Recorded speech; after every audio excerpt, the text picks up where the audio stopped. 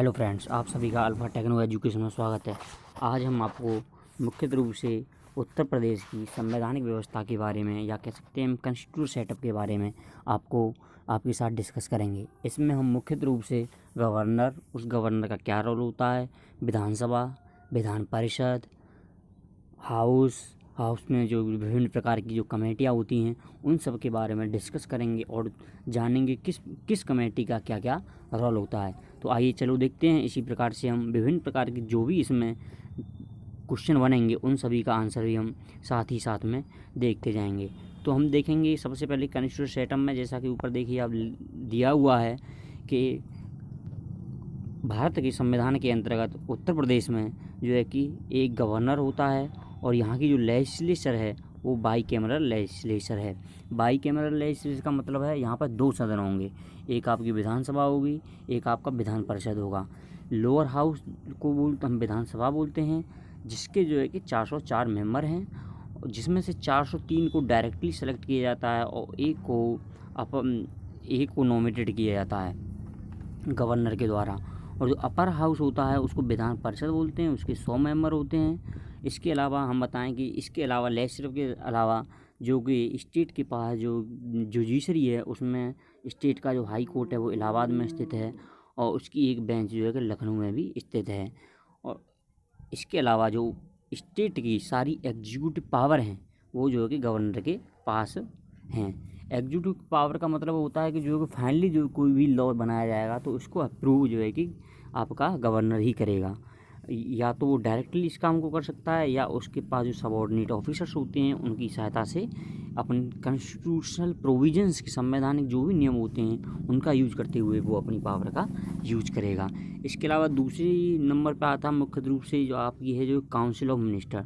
तो council of minister में जो है कि प्रदेश की कोई भी एग्जीक्यूटिव बिजनेस है, यानी कि जो भी नियम बनाए जाएंगे, बिल बनाए जाएंगे जो कि आपके एग्जीक्यूशन से संबंधित हैं, वो सारे जो है कि काउंसिल ऑफ मिनिस्टर के द्वारा ही लिए जाते हैं। वो लेकिन किसके बिहाफ पर करते हैं, देखो यहाँ पर क्लियर लिखा हुआ है, in the name of the governor. वो कैबिनेट कोई भी नियम पास करेगी, काउंसिल ऑफ मिनिस्टर कोई भी नियम पास करेगी, लेकिन वो जो है कि नाम उस पर जो है कि आपके गवर्नर के नाम पर ही होगा। और चीफ मिनिस्टर को गवर्नर को इन्फॉर्म करना होता है प्रत्येक जो भी डिसीजन काउंसिल ऑफ मिनिस्टर को द्वारा लिया जाता है, किसके संबंधित में, या तो वो एडमिनिस्ट्रेशन के संबंध में हो। तो इसके अलावा और काउंसिल यदि आपका चाहता है, यदि आपका गवर्नर ये चाहता है कि वो इस बिल को रिकन्सिडर करना चाहता है, जिसको जो है कि यूनिलेटरली डिसीजन लिया गया हो। यूनिलेटर मतलब एक ही तरफ से वो डिसीजन काउंसिल के द्वारा लिया गया हो, तो गवर्नर उसको रिकन्सिडर करने के लिए भी मिनिस्टरों को द्वारा उनके पास भेज सकता है। इसके अलावा ये बहुत इंपॉर्टेंट है जो आपका आर्टिकल 168 है, यहाँ पर देखो आपको दिया हुआ आर्टिकल 168। इसके द्वारा गवर्नर को जो है कि आपके सदन का भी हिस्सा बनाया गया है और इसके कारण उसको कुछ रेस्पॉन्सिबिलिटी भी दी गई हैं सदन का हिस्सा के। जैसे कि आप जानते हैं गवर्नर एक अलग ऑफिस होती है कॉन्स्टिट्यूशन के प्रोविज़न में, यानी संविधान के नियमों में गवर्नर जैसे कि प्रेसिडेंट ही अपनी अलग ऑफिस होती है, उसका पार्लियामेंट से कोई संबंध नहीं होता है। इसी प्रकार से गवर्नर की भी अपना एक अलग इंस्टीट्यूशन होता है, उसका भी जो है कि पार्लियामेंट से कोई विधान परिषद और विधानसभा से संबंध नहीं होता। लेकिन जो आर्टिकल 168 है ये स्पेशल प्रोविज़न है, इसमें उसको एक तरह से उसका एक हिस्सा बनाया गया है सदन का। उस पावर के थ्रू वो क्या कर सकता है, वो सदन को कभी भी समन्स कर सकता है। समन्स मतलब यानी दोनों की बैठक को बुला सकता है, और या फिर उसको वो प्रोरोग्यू भी कर सकता है। प्रोरोग्यू का इसका मतलब है वो उसको डिले भी कर सकता है। इसके अलावा उसके पास पावर है सदन को सस्पेंड करने की और डिजॉल्व करने की। सस्पेंड का मतलब वो उसको किसी समय तक के लिए रोक सकता है कि अब जो आपका सदन इतने समय तक नहीं चलेगा, और डिजॉल्व करने का मतलब है वो सारे सदन को डिजॉल्व कर देगा, उसके लिए दोबारा से इलेक्शन हमको फिर दोबारा से कराना पड़ेगा। इसके अलावा ये इसकी एग्जीक्यूटिव पावर थी। इसके अलावा जो और भी जो पावर दी गई हैं गवर्नर को, उसके बारे में बताएंगे। अच्छा, ये आप देखिएगा गवर्नर को इलेक्ट कौन करता है, तो ये गवर्नर का जो उसकी जो पद की जो शपथ दिलाई जाती है, ओथ, वो जो है कि chief justice of high court के द्वारा दिलाई जाती है। अच्छा, तो फिर इस चीफ जस्टिस को कौन शपथ दिलाता है? तो ये आपको पता होना चाहिए, ये आपका प्रेसिडेंट चीफ जस्टिस को शपथ दिलाता है। इसके अलावा वो जो है कि इसको शपथ दिलाई जाती है protect and defend the constitution, और जो है कि लोगों की सेवा के लिए और उनके वेलबींग की जो है कि इनको शपथ दिलाई जाती है। और इसके अलावा जो कुछ इम्पोर्टेंट जिसको पावर दी गई हैं, एग्जीक्यूटिव पावर्स हैं जो है कि गवर्नर को दी गई हैं, वो आपकी देखो है ग्रांट पार्डन। पार्डन मतलब होता है कि जिस किसी व्यक्ति को न्याय के द्वारा उसको दोषी सिद्ध कर दिया गया हो, उसकी सज़ा को माफ़ कर सकता है गवर्नर। उसके बाद रिप्राइव का मतलब होता है कि यदि किसी की सज़ा दे दी गई है तो उसको डिले कर सकता है। और रिमिशन का मतलब है उस किसी व्यक्ति की सज़ा को ये कम भी कर सकता है। और टू सस्पेंड और commute the punishment of a person, यानी इस प्रकार से वो किसी भी पर्सन के क्राइम को जो है कि क्षमा भी कर सकता है। तो ये कुछ इसकी एग्जीक्यूटिव पावर्स हैं गवर्नर की। हमने जो है कि उसका रोल जो है कि आपका सदन में भी देख लिया, ये उसकी पावर जो है कि एज एग्जीक्यूटिव भी हो गई। चलो अब हम देखते हैं कि किस प्रकार से विधानसभा और रूल्स जो है कि होते हैं विधानसभा के। तो उत्तर प्रदेश की विधानसभा जैसे मैंने पहले ही बताया है कि इसमें जो है कि 404 मेंबर हैं। इसके अलावा जो एक है जो एंग्लो इंडियन मेंबर होता है, जिसका जो कि गवर्नर के द्वारा नॉमिनेट किया जाता है। लेकिन आप देखें 1967 तक जो कि उत्तर प्रदेश की स्ट्रेंथ थी वो 431 थी। लेकिन बाद में जो डीलिमिटेशन कमीशन होती है, वो जो है कि दोबारा से उस जो है कि आपकी जो कंस्टिट्यूएंसीज होती हैं उनको रीड्रॉ करती है, यानी कि दोबारा से उनका निर्धारण करती है। उसके बाद जो है कि फिर से उनको घटा करके 403 कंस्टिट्यूएंसी कर दिया गया था। और विधानसभा को इस प्रकार से हम देख सकते हैं कि विधानसभा में 1 अडल्ट 1 वोट का प्रिंसिपल जो कि पूरे इंडिया में ऐसा ही है, ये अपनाया जाता है। इसके अलावा हम देखते हैं कि विधानसभा के अलावा जो रूल्स ऑफ हाउस क्या हैं, कि सदन के जो है कि नियम क्या हैं, वो किस प्रकार से सदन चलता है, इसके बारे में हम देखेंगे। तो विधानसभा के जो नियम हैं हमको पता होना चाहिए कि सदन ही वो सारे नियमों को बनाता है जो उसको रेगुलेट करते हैं, और रेगुलेशन के सारे नियम सदन ही बनाता है। और उसकी प्रोसीजर जो भी होगा उसके बिजनेस को करने का, वो सदन ही बनाता है। और जो कि सारे मैटर्स जो मेजॉरिटी वोट के द्वारा डिसाइड किए जाते हैं। इसके अलावा जो यहाँ पे देखो कोरम दिया हुआ है, कोरम जो होता है, यदि हम कोरम कहना चाहते हैं, कोरम का मतलब ये है जो यदि हमारी हाउस की फुल स्ट्रेंथ जैसे कि उत्तर प्रदेश में 404 है, तो इसका 1/10 कर देंगे तो 40.4 आएगा। तो इतनी मेंबरशिप को हम कोरम कह सकते हैं। और जो है कि सारी जो है कि बिजनेस है विधानसभा की, वो स्पीकर के द्वारा कंडक्ट की जाती है। यदि स्पीकर एब्सेंस है तो जो है कि डिप्टी स्पीकर के द्वारा भी सारी बिजनेस की जा सकती है। और ये दोनों स्पीकर्स हैं वो भी मेजॉरिटी और वोट्स के द्वारा ही इलेक्ट किए जाते हैं। और जो मेन फंक्शन है आपका विधानसभा का, देखो आप ध्यान रखिएगा, इसमें आपको इलेक्ट लॉ यानी कि लॉ का निर्माण करना, उसके बाद जो है कि मनी का ग्रांट करना गवर्नमेंट के एक्सपेंडिचर के लिए, और जो है कि एक्टिविटीज हैं गवर्नमेंट की उन पर कंट्रोल भी किया जा सकता है डिबेट्स और पब्लिक मैटर को रेज करके। तो इस प्रकार से 3 जो फंक्शन हो गए आपके विधानसभा के नियम को बनाना, जो गवर्नमेंट कितना पैसा एक्सपेंडिचर पर खर्च करेगी उसको रेगुलेट करना, और जो है कि पब्लिक इश्यूज हैं उनको डिबेट के माध्यम से रेज करना, ये जो है कि हाउसों के मुख्य रूप से काम होते हैं। और जो लैंग्वेज है हाउस की, वो जो है कि देवनागरी लिपि होती है, देवनागरी लैंग्वेज है। इसके अलावा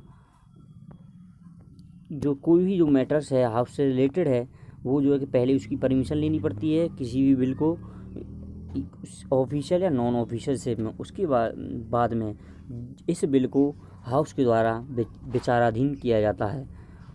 या तो वो डायरेक्टली हाउस में जा सकता है, या फिर यदि लोग ये चाहते हैं कि उस बिल को हमको डायरेक्ट सदन में पेश नहीं करना है, तो उसको हम सेलेक्ट और जॉइंट सेलेक्ट कमेटी को भी पेश कर सकते हैं। इसके अलावा यदि सदन में सीधा चला गया तो उस बिल को क्लॉज बाई क्लॉज जो है कि कंसीडर करके बिल हाउस के द्वारा पास किया जाता है। यानी हर क्लॉज पर किसी भी बिल के पर वोटिंग होती है, और उसके बावजूद में ये जो है विधानसभा को भेज दिया जाता है। और इसके अलावा फिर विधानसभा का रोल क्या है, तो किसी भी बिल को विधानसभा या तो पास कर सकती है, विद और विदाउट अमेंडमेंट, या तो अमेंडमेंट उसमें चाहे तो विधान परिषद उसमें अमेंडमेंट भी कर सकती है और बिना अमेंडमेंट भी पास कर सकती है, या ये भी कर सकती है कि वो उस बिल को 30 दिन के लिए अपने पास रोक भी सकती है। यदि ऐसा हुआ कि बिल को दोबारा से जो कि विधानसभा ने पास किया, विधानसभा उसको दोबारा पास करती है और विधान परिषद फिर दोबारा से विधान परिषद के द्वारा उसको पेंडिंग में डाल दिया जाता है, तो ये मान लिया जाता है कि जो है कि अब जो है कि बिल दोनों सदनों के द्वारा पास कर दिया गया है। इसका मतलब ये है कि यदि दोबारा से कोई बिल आपका विधान परिषद में आ रहा है तो यदि वो उसको पास नहीं करती है तो उसको मान लिया जाता है कि जो है कि ये बिल पास हो गया है। और यदि कोई भी जो मनी बिल होता है वो हमेशा विधानसभा में ही पेश किया जाता है, और उसको जो है कि यदि विधान परिषद चाहती है तो सिर्फ उसको 14 दिन के लिए रोक सकती है। ये आपको ध्यान रखिएगा कि इसको सिर्फ 14 दिन के लिए रखा सकता है, जबकि कोई सामान्य बिल होता है, जनरल बिल होता है, तो उसको विधान परिषद जो है कि 30 दिन के लिए रोक सकती है। और इसके अलावा यदि वो इसको नहीं पास करती है तो जो है कि इसको मान लिया जाता है कि ये बिल भी दोनों हाउस के द्वारा पास कर दिया गया। अब हम देखते हैं कि जो बजट से रिलेटेड बिल को कैसे पास किया जाता है, मनी बिल को कैसे पास किया जाता है। तो हाउस के पास पावर होती है, कॉन्स्टिट्यूशन में एस्टिमेशन है कि वो उस पर डिबेट के लिए 5 दिन ले सकते हैं और 24 दिन ले सकते हैं उसके पास करने के लिए किसी भी मनी बिल को। उसके अलावा जो सारे एस्टीमेट हैं जो कि मिनिस्टर के द्वारा, जो कि जैसे कि फाइनेंस मिनिस्टर है उसके द्वारा सारे एस्टीमेट हैं, यानी कि पहले से गणना की जाती है कि इतना हमारा जो कि इस साल का एक्सपेंडिचर रहेगा, तो वो पेश किए जाते हैं गवर्नर की रिकमेंडेशन के द्वारा, उसको मिनिस्टर के द्वारा फिर पेश किए जाते हैं। और वो जो है कि सारी डिपार्टमेंट वाइज, जैसे कि कोई रेवेन्यू डिपार्टमेंट है या फिर सोशल वेलफेयर डिपार्टमेंट है, उस डिपार्टमेंट की जितनी डिमांड है उस डिमांड के हिसाब से सारे बिल जो है कि लाए जाते हैं, एक्सपेंडिचर उस प्रकार से ही किया जाता है। यदि अपोजिशन जो है कि आपको अपोजिशन को कट मूव भी चला सकता है, अपोजिशन चाहे तो वो उस जो है कि एक्सपेंडिचर को कट करने के लिए भी आपकी मोशन ला सकता है हाउस में। और इसके अलावा इतना ही नहीं, यदि ऐसा होता है कि कोई भी इमरजेंसी आ जाती है, हमको जो है कि फाइनेंस की ज़्यादा ज़रूरत होती है, तो ये भी प्रोविज़न किया गया है कि सप्लीमेंट्री और एडिशनल ग्रांट भी आपको दिए जा सकते हैं यदि एक्सपेंडिचर जो है कि सेक्शन जो मनी थी, यानी कि जो पहले जो रिकमेंड की गई थी उस मनी से ज़्यादा निकलता है। तो चलो दोस्तों, अब हम देखते हैं कि हाउस में कमेटी क्या होती हैं। और ये कमेटी क्या होती हैं, जैसा कि हम जानते हैं कि हर किसी भी बिजनेस को, यानी हर किसी भी नियम को डिटेल में हाउस सदन नहीं देख सकता है, तो उसके लिए वहाँ पे जो है कि सदन में कमेटी होती हैं। इस प्रकार दो जो कमेटी होती हैं वो डिफरेंट होती हैं। जैसे कई कमेटी होती हैं, जैसे कि सेलेक्ट कमेटी है ऑन बिल्स, या डेलीगेट लेजिस्लेटिव कमेटी है जो रूल्स रेगुलेशन को देखती है गवर्नमेंट के वेरियस एक्ट और कॉन्स्टिट्यूशन के द्वारा कितनी पावर्स हैं। इसके अलावा जो 3 जो फाइनेंस की कमेटी हैं, इनको आपको ध्यान रखना बहुत ज़रूरी है। सबसे पहली आपकी जो है कि एस्टीमेट कमेटी है। ये सारा जो है कि जो फाइनेंस बजट होता है उसके जो है कि कितना जो कि पैसा हमको गवर्नमेंट एक्सपेंडिचर में करेगी उस सभी को एस्टीमेट करती है, जो कि हाउस में एस्टीमेट जो है कि फाइनेंस मनी बिल के रूप में दिया जाता है। उसके बाद जो पब्लिक अकाउंट कमेटी है, पब्लिक अकाउंट कमेटी का ये काम होता है कि वो जो भी कंट्रोलर एंड ऑडिटर जनरल के द्वारा जो भी रिपोर्ट स्टेट की दी जाती हैं, वो उन सारी रिपोर्टों को का निरीक्षण करती है और देखती है कि जो मनी हाउस सदन के द्वारा सेक्शन की गई थी वो वहीं लगी है या किसी दूसरी जगह पर यूज कर ली गई है। इसके अलावा आपकी जो कि public undertaking and corporation committee, इस कमेटी को रिसेंटली ऐड किया गया था। ये जो है कि आपकी जो स्टेट में जो भी पीएसयू होती हैं, पब्लिक सेक्टर अंडरटेकिंग की जो कंपनियां होती हैं, उनकी देखभाल के लिए कि वो जो है कि सही से काम करें और उनके द्वारा जो उनकी ऑटोनॉमी भी सेट रहनी चाहिए, यानी कि वो जिसके कारण वो economically efficiently and without any unnecessary interference काम कर सकें। तो इस प्रकार से आपकी जो 3 कमेटी मुख्य रूप से हो गई। और इसके अलावा जो है कि कुछ स्पेशल कमेटीज भी होती हैं, लेजिस्लेटिव और फाइनेंशियल कमेटी। पहले आपकी जो कि लेजिस्लेटिव कमेटी थी, दूसरी प्रकार की कमेटी आपकी फाइनेंस कमेटी थी, जो 3 थी। इसके अलावा आपकी जो है कि और कमेटियां हैं, जैसे कि आप है अश्योरेंस कमेटी। अश्योरेंस कमेटी का काम ये होता है कि जो भी गवर्नमेंट के द्वारा हाउस में, सदन में जो कि अश्योरेंस दिए जाते हैं वो इन सभी का देखती है कि ये अश्योरेंस पूरे किए गए हैं कि नहीं।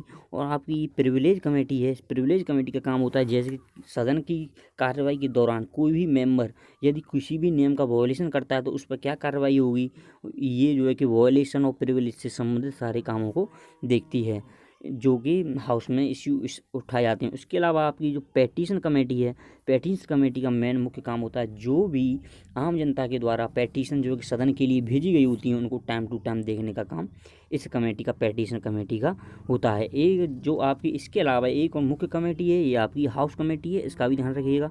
हाउस कमेटी का काम होता है कि बोर्डिंग और loading facility of the member कहाँ रह रहे हैं, उनके लिए क्या व्यवस्था रखनी है, इन सारी व्यवस्थाओं को देखते हैं। ये हाउस कमेटी हो गई। इसके अलावा आपकी है जो कि business advisory committee. Business advisory committee है जैसे कि आपकी हाउस की प्रोसीडिंग्स होनी है, हाउस चलना है तो कौन सा बिल कौन से टाइम पेश किया जाएगा, किस टाइम डिबेट होगी, किस टाइम क्वेश्चन आंसर के का समय रहेगा, और किस टाइम के लिए थोड़े समय के लिए हाउस जो है कि स्थगित कर दिया जाएगा, उसके बाद किस समय ये चलेगा और किस मेंबर के लिए कितने टाइम डिबेट में बोलने के लिए रहेगा। तो ये सारे काम बिजनेस एडवाइजरी कमेटी के रहते हैं।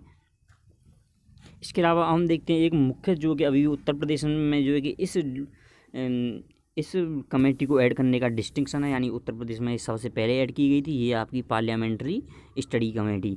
इसको क्या है, ये जो है कि सारे पार्लियामेंट्री अफेयर्स हैं, यानी कि किस प्रकार के नियम, रूल्स और नियम होने चाहिए पार्लियामेंट के, और उनका किस प्रकार का मेंबर्स का प्रिविलेज होना चाहिए, उनको कैसा भत्ता मिलना चाहिए, उसको कितना पेमेंट मिलना चाहिए, और जो कि गवर्नर की ऑर्डिनेंस इशू करने के रिलेटेड किस प्रकार की पावर होनी चाहिए, इस प्रकार के सारे नियमों को ये आपकी कमेटी देखती है। तो दोस्तों ये आपकी कमेटी मुख्य रूप से हो गई, और नेक्स्ट वीडियो में भी हम इसी प्रकार से किस प्रकार से जो कि हाई कोर्ट या supreme court, high court Uttar Pradesh में काम करते हैं, सब जुडिशियल सर्विस किस प्रकार से काम करती हैं, और विधान परिषद किस प्रकार से काम करती है, उन सारी जो है कि क्वेश्चनों को देखेंगे। यदि आपको हमारा वीडियो पसंद आए तो उस वीडियो को लाइक कीजिएगा और सब्सक्राइब कीजिएगा, और हो सके तो आप शेयर भी कर सकते हैं। धन्यवाद।